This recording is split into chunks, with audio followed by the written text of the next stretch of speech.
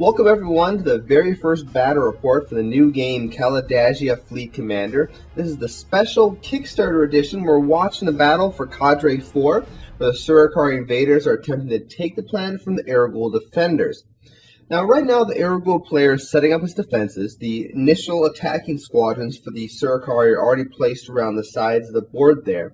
And while this is going on, let me explain a little bit about what you're watching here. This is going to be a playthrough of what I call the Beta 5 rules. So what I mean by Beta 5 is that the game is about 95% complete. What you see here in terms of core mechanics is what's going to make it into the final game. The orbital board is going to change a little bit, which will affect gameplay. Some of the scoring is still not fully finalized in terms of things costing, how many points they're worth, and whatnot. But that's all going to get sorted out in the last few playtests. So this battle here for Cadre 4 should give you a pretty good idea of what the final Kalidasia Fleet Commander is going to be like.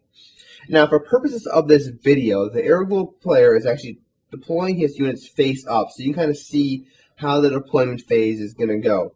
Once he's got them all deployed, he's going to turn them face down as they would be in a normal game. Like I said, the face up right now is just for purposes of this video, so you can kind of see that he's indeed placing units and decoys around the board to defend against the incoming Surikari invaders. Now, as he's finalizing his setup, let's talk a little bit about victory conditions so you know what's going on here. Defending player, which is in the storyline-wise always the Aragul Empire, they win by scoring a certain number of points. They score points by one, just surviving, by defeating the enemy in combat, and also by making sure that their planet they're defending continues to participate in the overall economy of the much larger Aragul Empire. And you're going to see all of those demonstrated throughout this battle report. On the other hand, the Surikari invaders have a different way of winning. Their goal is to destroy the resource tokens on the planet, the resource tokens representing how this particular planet contributes to the Aragul Empire, whether it be agriculture, political power, minerals, that kind of a thing. And in the case of Cadre 4, there's two of them. You can see them highlighted kind of down in the bottom UI of the screen there. The two little green hexagons down there represent the resource tokens that are currently on Cadre 4 and that the Surikari are trying to destroy. Now, the Surikari accomplished destroying those by actually launching an attack on the planet and overwhelming the defenders in the middle planet region there, or by blockading enough of the corridors. Now, the board is divided into four main sections. Each of the four corners essentially is a section of the board that contains an inner ring region and then two outer ring regions. Each one of those sections is called a corridor. And the invading players attempting to blockade those corridors is representing they're preventing, resources and getting in and out from the planet. And through that process, they're going to, one, reduce the amount of points the defender has scored. So this way they can kind of take points away from the defender, making it harder for the defender to win the game. But also, if they blockade 3 or 4 corridors, they can actually start destroying one of the resource tokens. So this is another way for them to destroy a resource token. So this scoring system puts a timer on both players' heads, so different types of timers. The timer that's sitting on the attacking player's head is literally time. If they go too long without trying to destroy the enemy player, or they take a number of poor fights in their favor, they're going to give a bunch of points to the Aragul Empire player, and the Aragul Empire player is going to win the game. Now, if the Aragul player is not trying to disrupt the Surikari enough in their battle plans, eventually the Surikari player is going to be able to overwhelm them, do enough damage, and you're going to find that the Aragul Empire is going to run out of units. That's a counter sitting on top of their heads, the number of units they have. Because whereas the invading player can get reinforcements pretty easily, reinforcement options for the Aragul player is a lot more limited. So they got to be very careful how they spend their units. When they lose a unit, it's probably gone for the rest of the game. So let's dive into the first turn. Now, of course, like many board games, Kalidasia Fleet Commander is played in a series of turns. During a turn, each player performs 4 actions, and you go back and forth. So the invading player will normally take the first action, followed by the defending player gets to take an action, and you go back and forth. And during this first turn, the action you're going to see most people perform are going to be what's called activating a region. When you activate a region, it does a couple things. It kind of rallies your troops in there, and you'll see that come into play later. But more importantly, it allows you to move units from adjacent regions into that region. So as we watch the first turn here, you're going to see the Surikari invaders are going to be activating regions around the outside of the left half of the orbital map there, with the goal of basically bringing in their reinforcement units to try to start setting up blockades. Conversely, the Irregular Empire player is now doing the same kind of thing, activating regions to move some more of his units closer to where the initial battle is taking place. And you can see then he's actually going on the offensive and attacking the one region in the upper left-hand corner of the board. Now, combat's going to occur at the end of the turn, and we'll see what happens when that occurs. And the reason that the Irregular Empire player is going for that little space there is, one, there's only one enemy unit in that region, and he's hoping that by moving in there and winning a fight there, he can prevent that corridor from becoming blockaded. With all four of the actions complete, we're going to move on to what's called the combat phase. The first thing you do is actually reveal all the units in the region. As you notice, the units are all starting face down. So you know there's somebody there, but you don't know who it is. And what happened here in this combat is the one Surikari unit that was there was not actually a real unit. It was a decoy. Essentially, it's a series of sensor drones or some other technology that fooled Ergul into thinking there were actual warships there. So what happened is both players had a decoy on the board when we revealed them, and the decoy was removed, and since there's no longer any Surikari units in that region, the battle was cancelled. However, by doing that, the Surikari are not blockading any corridors, and therefore not taking any points away from the defender. But being the end of the turn, the defender scores 1 point simply virtually by the fact that he is the defender, and that's one of the ways they score a point. So now beginning here with turn 2, what the Irregular Empire player does, he uses one of his special abilities called the Command Card. Command Cards is very powerful abilities you have available to you, and each player builds a hand of command cards they can play throughout the game at the start of the game. And the one he used allows the Irregular Empire player to go first 3 turns during the game. So if you remember just a moment ago, I was talking about how the Surikari player, as invader, normally goes first. This allows the Irregular Empire to go first. And the reason he wanted to do that, you can see him there moving his unit out of that outside region where he thought the battle is going to occur. Or once a unit enters a region with enemy unit, it is more or less trapped. There are some details on how you can move out of that situation, but in general, it's very difficult to move out of a region containing enemy units. And if I was able to trap those units in that region, I could either A, get enough units there where I could easily destroy them, costing him in the long run because he's losing precious units, or B, force him into a very large battle that he probably does not want to fight this early on in the game. Because large battles for the defender, if he loses them, can really cost him even lots of more units than just a small fight. And in response, what the Irregular Empire player did was use one of his incoming military convoys. Now I mentioned that one of the ways the Irregular Empire player scores points is by continuing to be part of the overall economy of the much larger empire. And how they accomplish that is by basically bringing resources into the planet in the form of incoming convoys and sending resources out in the form of outgoing convoys. And that's exactly what the Irregular Empire player did here. He called in one of his incoming convoys. And now for any given planet, he has a limited number of those throughout the entire game. In this case, for Cadre 4, you only have 2 incoming convoys you can call during the entire game. So this is going to bring in a convoy unit which scores some points if he makes it to the center of the board, but also it's going to bring in a small number of extra units for him to reinforce.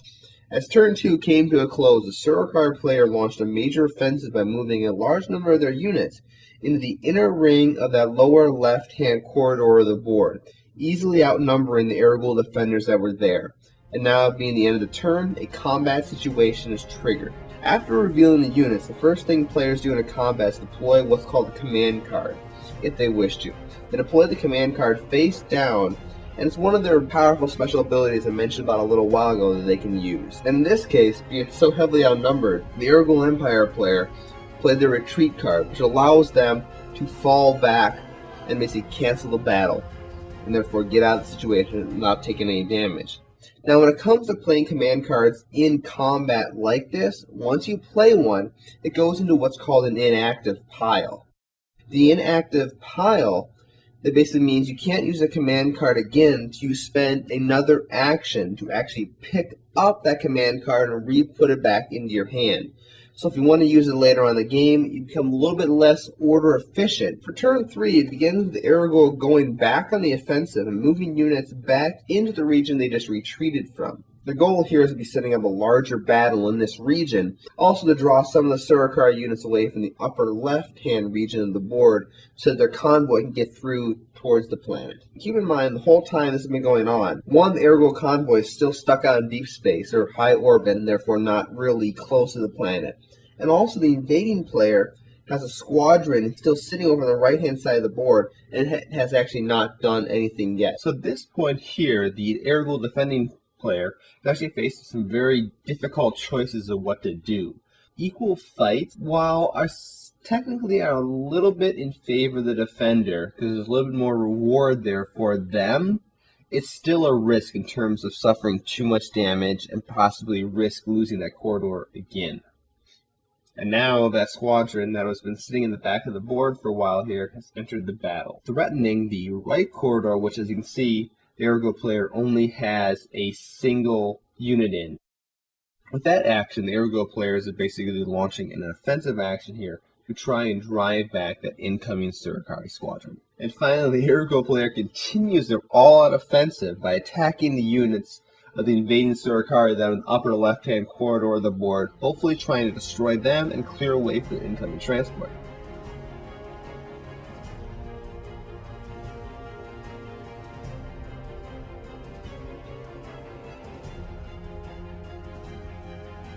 And for his fourth and final action, the Ergo Empire player just took his action to pick up that retreat card that he used in the last battle and last round, allowing him therefore possibly use it in one of these 3 battles if he chooses to do so. For the last action of Surakari player, they used one of their most powerful command cards, which is a single-use command card they can only use once the entire game, called the Surakari Strike Squadron. It's a reinforcement squadron that's 50% stronger than a normal reinforcement squadron, so it lets them bring an even more powerful group in to influence the battle. Now it's combat time, and the Ergo player has chosen to resolve the combat essentially in a counterclockwise order, starting in the upper right-hand corner. So let's now dive into the details of combat in Kalidasia Fleet Commander. So each player plays down their command cards. The Surakari player plays a single command card. Now, the Ergo Empire player got to play 2 command cards. They have a unit with a special ability in the combat that lets them play a second command card. And as for how combat goes, there's 2 types of attacks in Fleet Commander. There's missiles and there's guns. Every weapon in the Kalidasia universe is broken down into one of those 2 categories. Now, the Surakari fleet in this case is not having any missiles, so they go right on to attacking with their guns. How that works is they roll 1 die each gun point in the fleet. And then for each 4+ the Surakari player rolls, they're going to score 1 hit on the Ergo defenders. The Surakari start off with an excellent attack with 7 damage. They just hit in 7 out of their 8 dice, which is obviously mathematically very, very good. So attacking back, the Ergo player is a single missile. A missile's hit based on whether there's anti-missile in the enemy fleet. So in this case, they rolled a 2, which was a miss. So now the guns from the Ergo are coming in. In the end, there's 4 hits by the Ergo, 7 hits by the Surakari. But now we go to the process of assigning the damage. Now, damage assignment is probably the most complex aspect of Kalidasia Fleet Commander. And for the most part, that the player who controls the fleet is the one who assigns the damage. You assign the damage to your own units. Since there's 4 damage in the Surakari fleet, the light units take hits. Each of the frigates takes 2 damage. Like I said, there's details in the rules about how you decide who takes damage. And after units have taken damage, they make what's called armor rolls. Each unit in the game has an armor stat where you roll 1 die for each armor point that particular unit has, and for each 5+ that is rolled, you reduce the damage that unit takes in combat by 1. Unfortunately for the Surakari here, both of their frigates failed both of their armor rolls, meaning the 2 damage from each frigate went through and applied on the frigate, and 2 damage is enough to destroy a frigate. So both of those units are destroyed and removed from the game. The Ergo player goes the same process. They took some damage, but none of their warships are actually destroyed, and this becomes important because the last aspect of combat is called the retreat phase. The retreat phase basically is a way of checking to see which fleet, if either one, will retreat from combat. And since the fact that the Surikari lost so many units, they're at a big disadvantage when it came to this retreat roll, and then they retreated from the battle. The fact that Surikari retreat is important for two reasons. One, it means the Surikari are going to have to be a little more order inefficient later on in order to bring those units back in a fight, but as long as the Aragorn Empire wins a single battle this round, they score one additional point, and they score it right when the battle occurs. So now, effectively, this turn, the Aragorn Empire is going to score 2 points instead of 1. Bringing them a little bit closer to victory. Continuing around, upper left-hand corner, the battle occurs again. Surikari gets an average roll in terms of damage on the Aragorn Empire. Aragorn player attacks back, inflicting even more proportionate higher damage. And unfortunately for the Surikari, once again, just like in the previous battle, they ended up failing a lot of their armor rolls. So those heavy losses lead to the Surikari retreating from combat and opening up a corridor for the Aragorn convoy to get to the planet. And for the last and final combat in the lower left-hand corner of the board, Brian once again is feigning the aggression, places a retreat card, and falls back to the planet region of the board, therefore ending the turn. Now, as this devastating turn of the Surikari does come to a close, there was a little bit of silver lining in the fact that they still retain control of the single corridor down the lower left-hand corridor of the board there, capping the Aragorn Empire score at 7, which is still pretty close to the Aragorn Empire winning the game. So turn 4 played out to be more of a restructuring turn, with the Aragorn Empire bringing some of the units back from the fringes to the planet region, while the Surikari brought their reinforcement strike team in closer to the lower left-hand corridor there in order to prepare themselves for a possible strike on the planet. The turn ended without any actual combat taking place, but sure as heck looked like a big one was about to be set up here.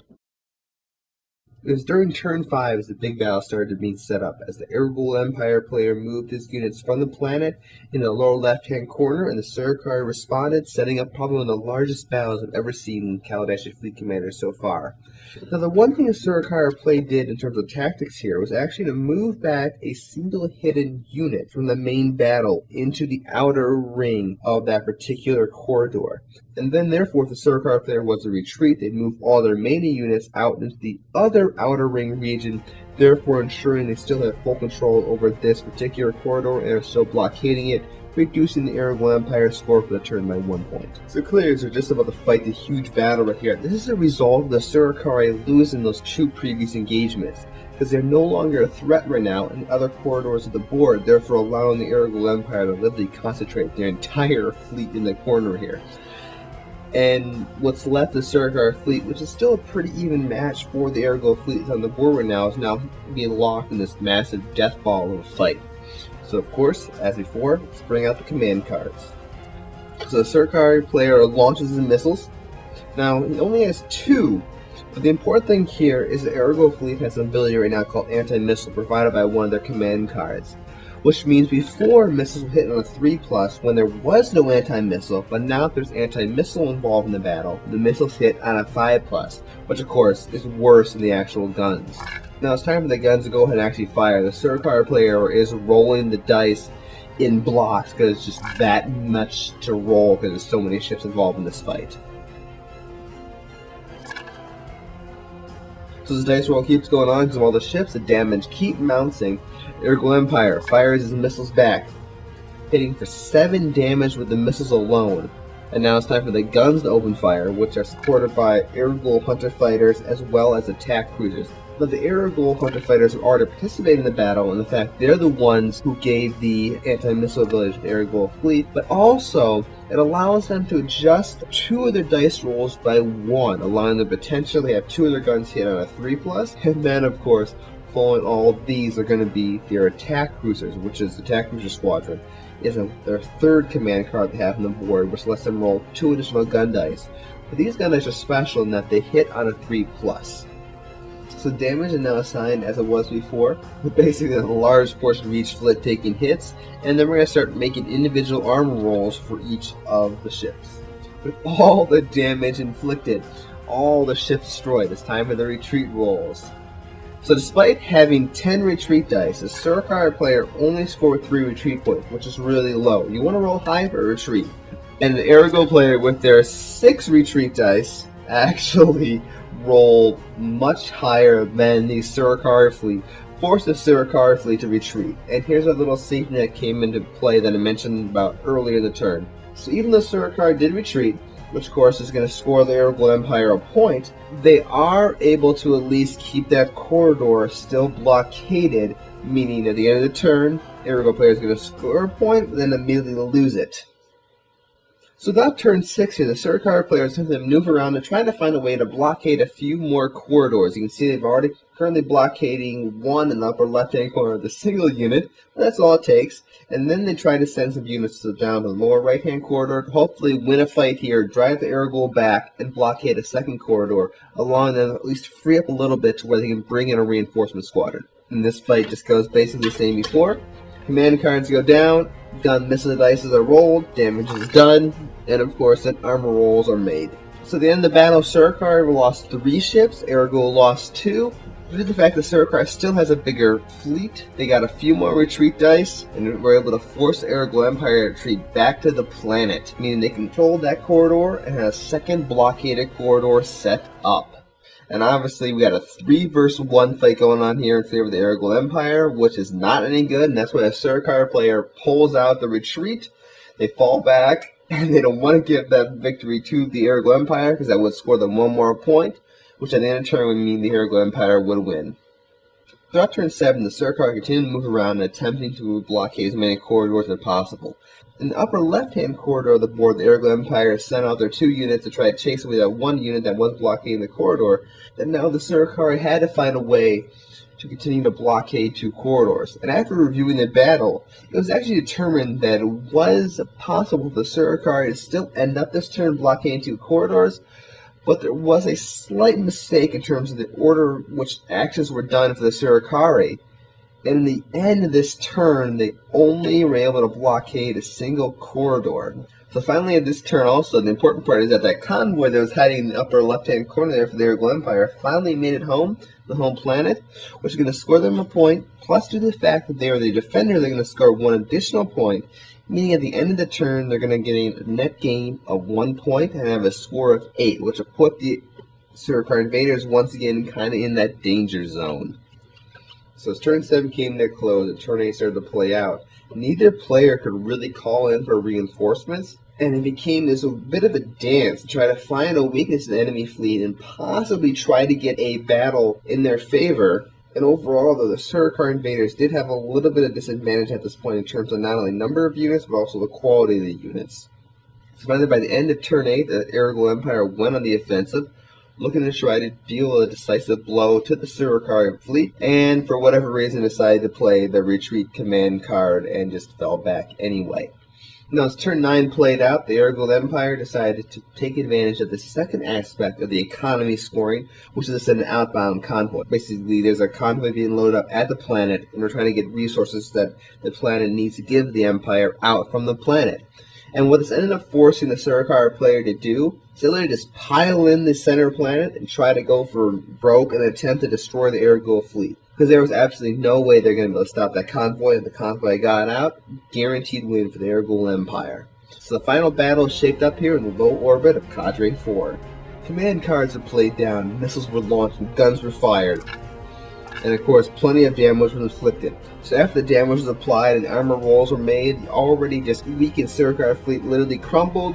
They retreated from combat, scoring the Aragorn player a point, and of course, the Aragorn player scores a point in the turn, bringing the score up to 10, which is how many they need to basically save the planet of Cadre 4. So with that, this Aragorn Empire managed to hold off the invasion of Cadre 4 for a little bit further anyway, as a relief force would arrive and basically help to reinforce the planet. Once again, I'm Jason. Thank you very much for watching this initial battle report of Kalidasia Fleet Commander. If you want to learn more about the Kalidasia universe, head over to the game's website at kalidasia.com. And of course, if you love the idea of the game, go ahead and please support the Kickstarter to help me bring this game into production. Once again, thank you very much for watching.